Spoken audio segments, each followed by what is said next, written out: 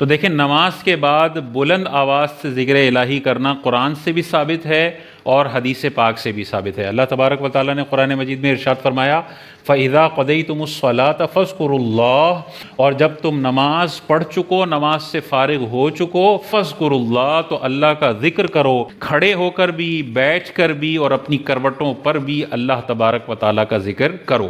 اسی طرح بخاری کی حدیث سے پاک ہے، حضرت ابن عباس رضی اللہ تعالیٰ عنہ ارشاد فرماتے ہیں کہ حضور علیہ الصلوۃ والسلام کے زمانے میں جب لوگ نماز سے فارغ ہوتے تو بلند آواز سے ذکر کرتے، اور ان کے بلند آواز سے ذکر کرنے سے میں پہچان لیتا کہ لوگ نماز سے فارغ ہو چکے ہیں۔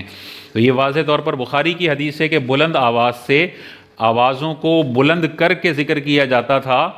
حضور علیہ الصلوۃ والسلام کے دور مبارکہ میں۔ لیکن یہ بلند آواز میں ذکر اس طرح سے ہونا چاہیے کہ کسی نمازی کی نماز میں خلل نہ پیدا ہو اور کسی سونے والے کی نیند میں خلل پیدا نہ ہو۔ اگر اس طرح سے بلند آواز میں ذکر کیا جاتا ہے کہ مسبوق نمازی اپنی نماز بھول جاتا ہے، قرات بھول جاتا ہے، تو اس طرح کا بلند آواز میں ذکر کرنا یہ جائز نہیں ہے، اس کی ممانعت ہے۔ اور وہ ممانعت کیسے ہے؟ حضور علیہ الصلوۃ والسلام کی ہی حدیث پاک ہے، آقا کریم علیہ الصلوۃ والسلام نے عشاء کی نماز سے پہلے اور عشاء کی نماز کے بعد بلند آواز سے تلاوت کرنے سے منع فرمایا کہ کہیں تم اپنے ساتھی نمازی کو مغالطے میں نہ ڈال دو۔ تو دیکھیں اپنے ساتھی نمازیوں کا، ساتھی لوگوں کا خیال رکھنے کے لیے تاجدار کائنات نے ارشاد فرمایا بلند آواز سے تلاوت مت کرو۔ تو کچھ حدیثوں میں ہمیں ملتا ہے بلند آواز سے ذکر کیا، اور کچھ میں آقا کریم علیہ السلام خود منع فرما رہے ہیں کہ ساتھی نمازیوں کو مغالطہ نہ ہو۔ تو نتیجہ کیا نکلا کہ اتنی بلند آواز آپ کر سکتے ہیں کہ کسی نمازی کی نماز میں خلل نہ پڑے، اور اگر نمازی کی نماز میں خلل کا اندیشہ ہو تو پھر آوازوں کو کم کرنا ہوگا۔ مثال کے طور پر کوئی بھی مسبوق نمازی نہیں ہے، سب ٹائم پر آ گئے اور سلام پھیر کر سب نے اپنی نمازیں مکمل کر لی، تو آپ بلند آواز میں سارے ذکر کر سکتے ہیں کیونکہ کوئی نمازی نہیں ہے، سب پڑھ چکے،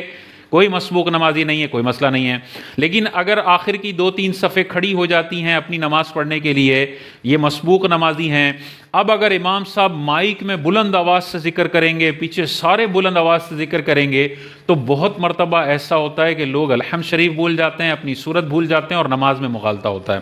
اور بہت ساری جگہیں ایسی ہیں جہاں پر روٹین بنی ہوئی ہے اور کسی کی بھی نماز میں کوئی خلل نہیں آتا ہے، یعنی وہ پیچھے مسبوق نمازی ہو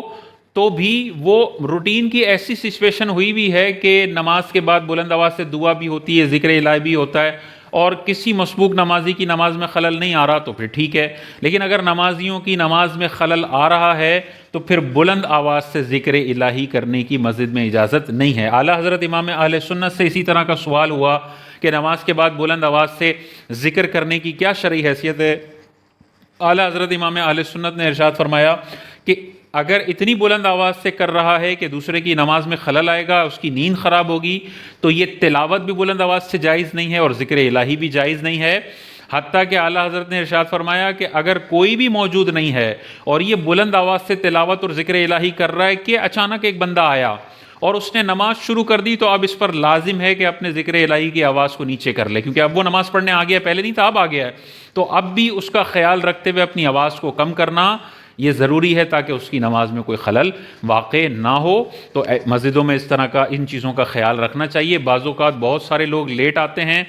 ایک صف تو 7 امام کے سلام پھیرتی ہے، باقی پیچھے 5 صفیں مسبوق نمازی ہوتے ہیں، اور اس میں اگر بہت بلند آواز سے سارے لوگ ذکر الہی کریں گے، مائک کا بہت زیادہ استعمال ہوگا، بہت سارے لوگوں کی نمازوں میں خلل پڑتا ہے، اس سے بچنا چاہیے۔ مسبوق نمازی زیادہ ہوں تو بالکل ہلکے آواز میں ذکر الہی کریں، اور دعا کے لیے بھی ہلکا آواز اختیار کریں، بہت زیادہ تیز آواز میں یا اسپیکر کا بہت زیادہ تیز آواز کی حاجت نہیں ہے۔ اور سب سے شاندار یہ ہے کہ اگر 2 صفیں ہی ہیں تو دعا بغیر مائک کے کر لی جائے، کوئی مائک پہ کرنا دعا فرض تو نہیں ہے، تو بغیر مائک کے دعا کر لی جائے، وہ 2 صفوں تک کی آواز پہنچے گی، پیچھے والوں کی نماز میں خلل نہیں پڑے گا۔